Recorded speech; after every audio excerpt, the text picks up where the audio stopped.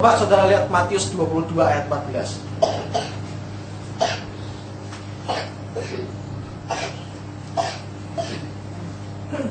Mas Pri tolong bacakan.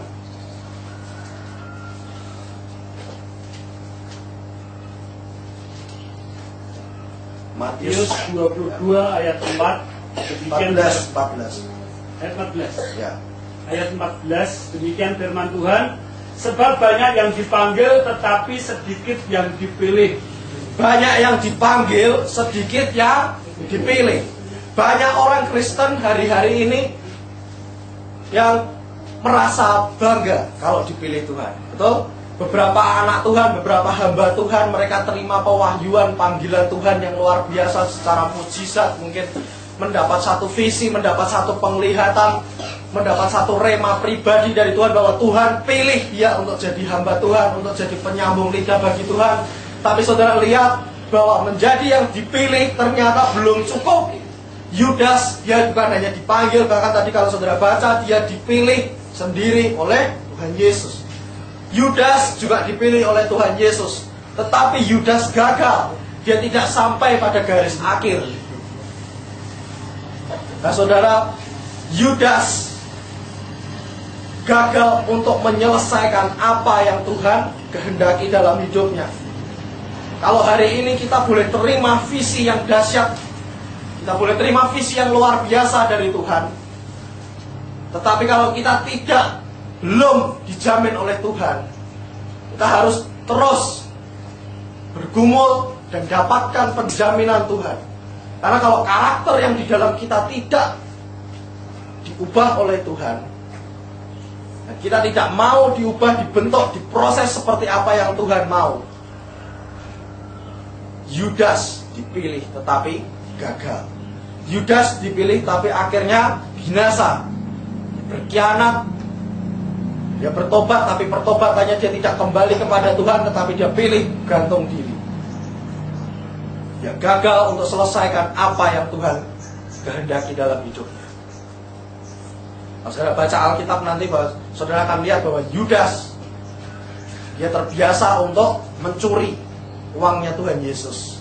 Nanti kita lihat bahwa Yudas ini seorang yang Alkitab mencatat bahwa dia seorang pencuri uang kas. Yudas yang setiap hari dia melayani bersama dengan Tuhan Yesus. Pada waktu Tuhan Yesus mengutus ke-12 murid, saudara baca di kitab Markus, Tuhan berikan kekuasaan, dia beri kuasa untuk mengusir setan, menyembuhkan orang sakit. Yudas ikut dalam rombongan yang 12. Coba saudara bayangkan, orang yang tadinya mengusir setan, sekarang malah kemasukan setan sendiri. Kenapa? Karena Yudas tidak jaga hatinya. Saudara, kita harus belajar jaga hati. Karena hati ini, firman Tuhan tadi kita baca apa? Amsal 4 ayat 23 tadi. Jagalah hatimu dengan segala kewaspadaan. Jagalah hatimu dengan segala kerajinan. Setiap hari harus dijaga. Bukan hanya saat kita di gereja kita menjaga hati, bukan hanya saat kita mau melayani kita menjaga hati. Beberapa waktu yang lalu, saya baru diundang untuk melayani seorang teman. Jadi jam 2 pagi, setengah 2 pagi, saya sudah tidur. Tahu-tahu ada orang telepon. Dia bilang, "Oh Samuel, tolong cepat datang ke sini. Tolong segera." Saya tanya, "Ada apa?" Dia bilang, "Ada serangan." Tak pikir serangan apa, mungkin yang diserang mau digebukin orang atau gimana. Nah ternyata dia bilang salah satu temannya dia mau bunuh orang malam itu. Dia mau bunuh orang, dia sudah bawa celurit segala macam. Lalu dia bilang, "Tolong Pak Samuel cepat datang, ada serangan." Lalu aku bilang, "Ya tak doa dulu, Tuhan maunya gimana? Kalau Tuhan perintahkan datang, kalau Tuhan bilang tidak. Karena belajar nurut apa yang Tuhan mau. Karena kita ini cuma hamba Tuhan. Hamba hanya bergerak kalau diperintah tuannya." Waktu itu saya berdoa, Tuhan bilang, "Itu ada rohnya. Wah, ada rohnya ini gimana Tuhan?" Lalu waktu doa, aku bilang, "Tuhan, Ya melayani sih oke-oke aja, tapi kalau orang mau bunuh orang bawa celurit, tahu-tahu aku datang ke depan ditodong celurit lumayan juga gitu ya. Malam-malam lagi jam 1:30 itu ditelepon ya 1:30 pagi. Lalu waktu itu Roh Kudus taruh dalam hati ini, kenapa kamu tidak praktek puasa? Praktek puasa gimana? Ikat di dalam nama Tuhan Yesus, karena kamu sudah dikaruniai kuasa untuk mengusir, mengalahkan setan-setan, karena setiap orang yang percaya dikaruniai kuasa untuk mengalahkan setan-setan.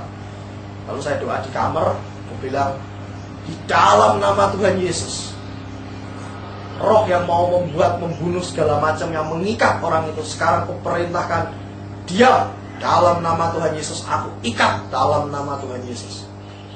Lalu setelah itu Tuhan, aku tanya, Tuhan gimana? Dan Tuhan bilang, berangkat. Sudah 1:30 pagi saya berangkat, naik sepeda motor. Sepanjang perjalanan saya sudah bahasa roh terus, karena aku mikir, Tuhan ini juga kayak gimana, aku belum pernah nangani kasus yang kayak gini gitu loh.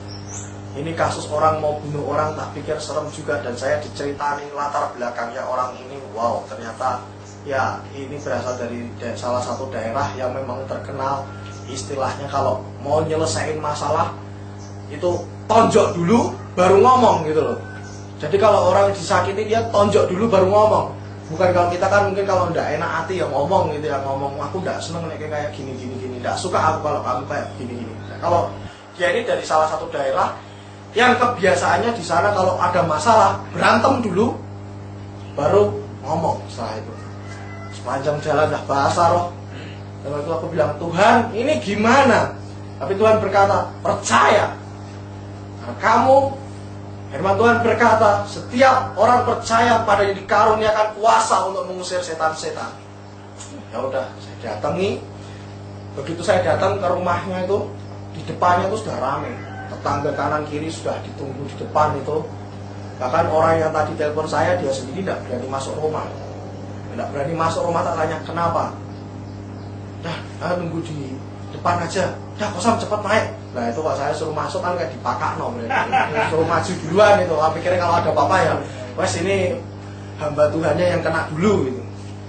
Nah akhirnya waktu itu tak tanya, gimana sekarang kondisinya gimana?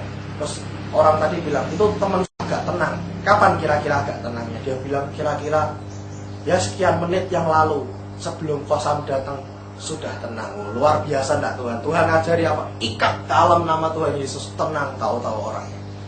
Nah akhirnya saya datang, saya ajak ngobrol-ngobrol, lalu kami berdoa. Dan waktu doa Tuhan bukakan beberapa hal. Lalu setelah itu orang ini mulai cerita. Dia dulu itu punya, kalau di daerahnya dia itu punya istilahnya kayak dipasangi pelindung. Jadi semacam kayak pegangan-pegangan gitu. Nah, pada waktu dia bertobat, roh-roh pelindungnya dia dari yang lama itu, kuasa-kuasa dunia itu sudah dilepaskan semua.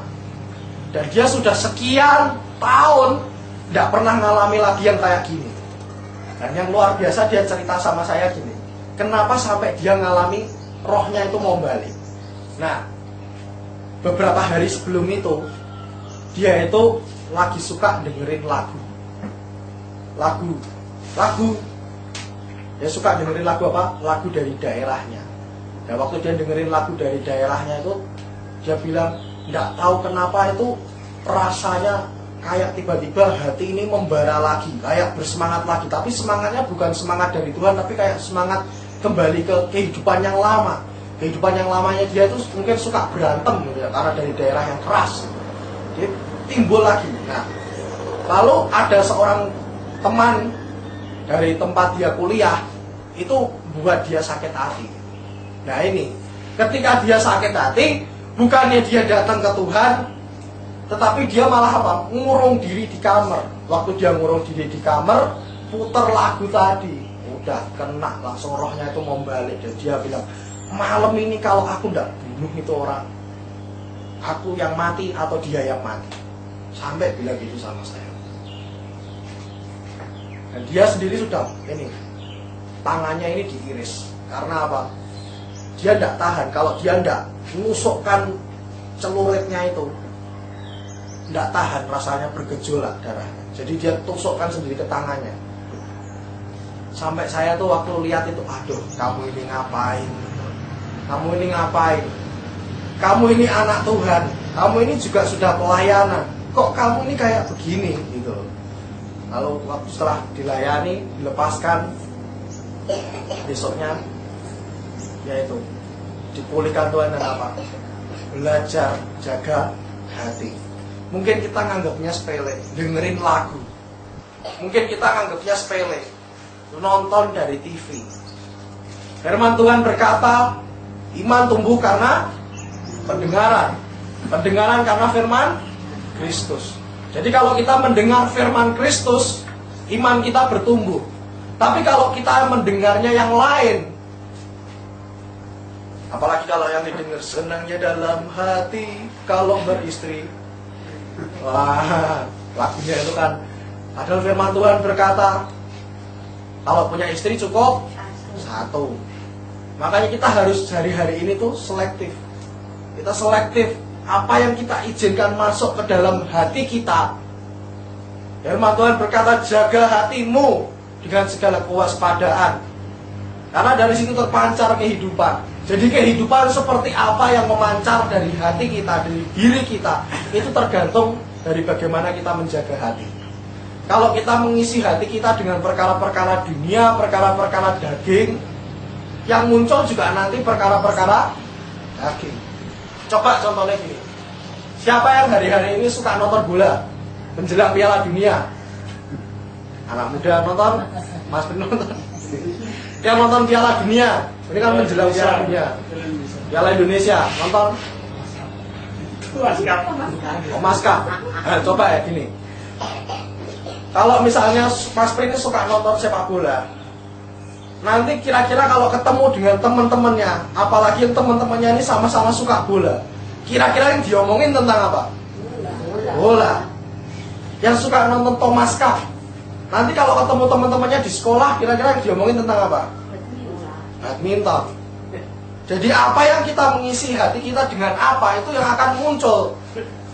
Kalau kita mengisi hati kita dengan firman Tuhan, ketika kita ngobrol, ketika kita santai-santai sekalipun ngomong apapun, mungkin tidak dalam kondisi harus serius berkhotbah kayak gini, mungkin dalam kondisi apapun, tapi yang kita ngomongkan, kita munculkan firman Tuhan.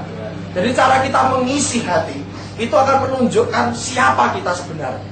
Kita mengisi hati dengan perkara-perkara dunia, ya kita memperlihatkan diri kita sendiri bahwa kita ini orang dunia.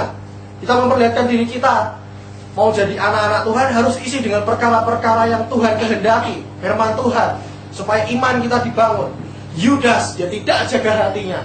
Dia biarkan sikap hatinya, yaitu apa? Cinta uang. Firman Tuhan berkata, akar dari segala kejahatan adalah cinta uang. Padahal saudara selalu diajari apa? Uang bukan segalanya, tapi segalanya perlu uang.